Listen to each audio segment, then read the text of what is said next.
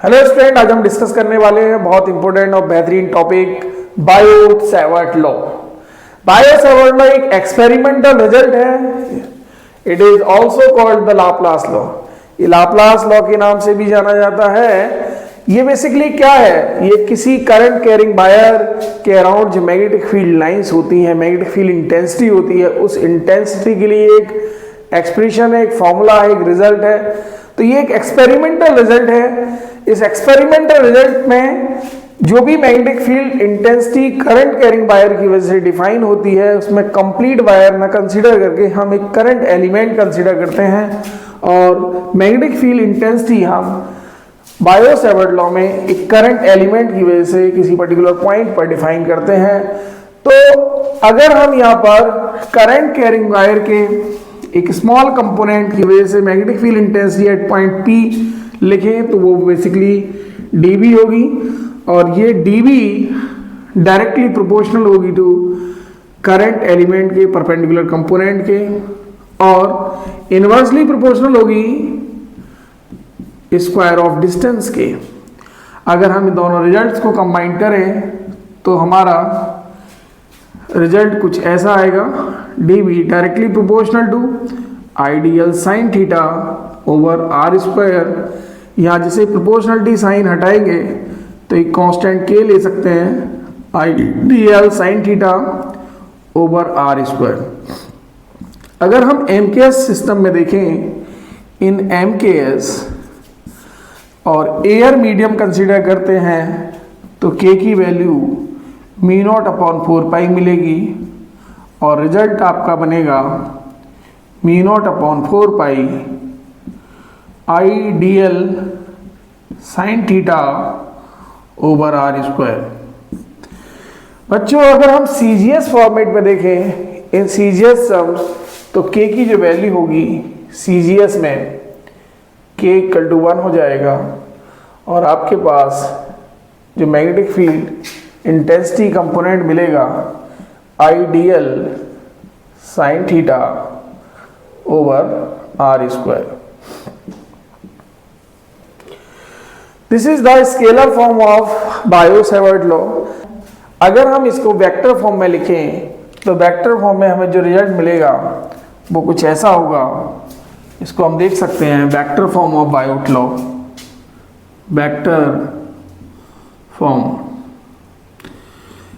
dB = μ0 ideal sine theta over 4 r square. इसके साथ एक यूनिट वेक्टर से मल्टीप्लाई कर सकते हैं और इस सिचुएशन में LHS में भी आप वेक्टर ले लीजिए, dB वेक्टर।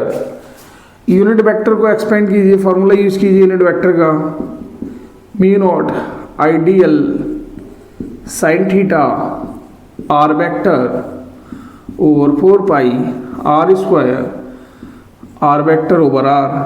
तो आपको रिजल्ट मिलेगा μ0 ideal sine theta r vector over 4 r cube dB vector. इसको हम कुछ ऐसे लिख सकते हैं, μ0 I dl cross r vector over 4 r cube.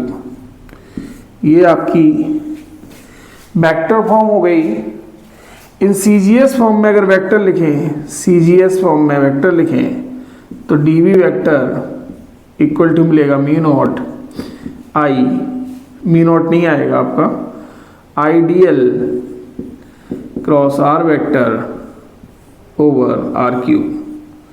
ये आपका CGS सिस्टम में बायो-सैवर्ट लॉ की फॉर्म हुई। इन terms of current density bio-Savart law कुछ ऐसे लिखा जाएगा, यानी इन टर्म्स ऑफ करंट डेंसिटी।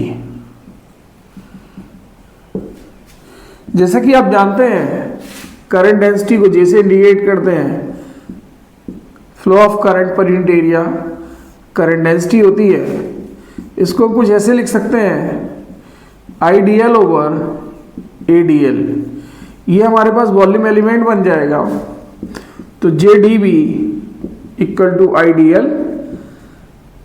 अब आप देखिए डी बी जो वॉल्यूम एलिमेंट है ये एक स्केलर क्वांटिटी है, और जबकि करंट डेंसिटी को वेक्टर फॉर्म में लिखा जा सकता है।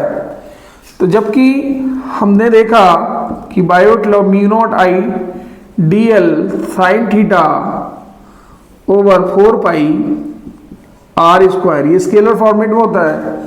तो आप आई डी एल को रिप्लेस कर सकते हैं जे डी बी से, तो आपका in terms of current density मिलेगा Biot law mu naught J D B sine theta over 4 pi R square, 4 pi R square. In vector form, अगर हम इसे वेक्टर फॉर्म में लिखें तो इन vector form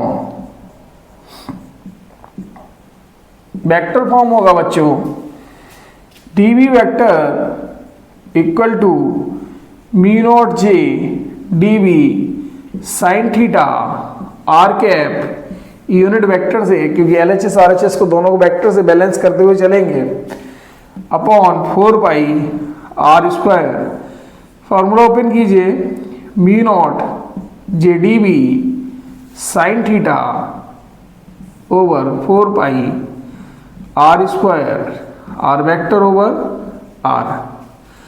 in vector format में R H S को कुछ ऐसे लिखा जा सकता है, mu naught D B J vector cross R vector divided by 4 pi R cube.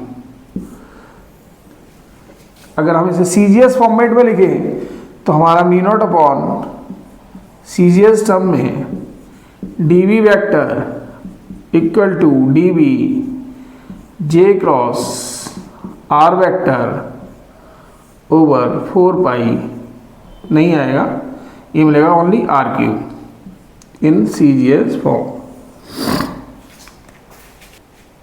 बच्चों in terms of magnetising force Biot Savart law की एक फॉर्मेट और बन सकती है। हम लिख सकते हैं in terms of magnetising force D H equal to D B over mu naught. In free space और एयर ये रिलेशन होता है, यहाँ पर डी बी की वैल्यू है mu naught I D L sine theta over 4 pi R square, और ये म्यू नॉट डिवाइड में आने की वजह से ये कैंसिल होगा, और D H equal to I D L sine theta over 4 pi R square. In terms of vector form अगर हम इसको लिखें, अगर हम इसे वेक्टर फॉर्म में लिखें, वेक्टर फॉर्म, तो मिलेगा D H equal to I D L cross R vector divided by 4 pi R cube. In CGS form या सीजीएस सिस्टम ये बनेगा D H equal to I D L sine theta over R square, 4 pi आपका नहीं आएगा, और vector में CGS बनेगी आपकी D H equal to I D L vector cross R vector over R cube. तो ये जितनी भी हमने फॉर्म देखी Biot Savart law in terms of current, in terms of current density, in terms of charge and velocity, in terms of magnetising force, MKS form, CGS form, scalar form और vector form, सारी important है। अच्छे से समझना, बेहतरीन तरीके से notes बनाकर अच्छे से रिवाइज कीजिए। If you have any doubt मुझे कमेंट में बताइए, मैं फिर से आपकी प्रॉब्लम सॉल्व करूंगा। Thank you everyone.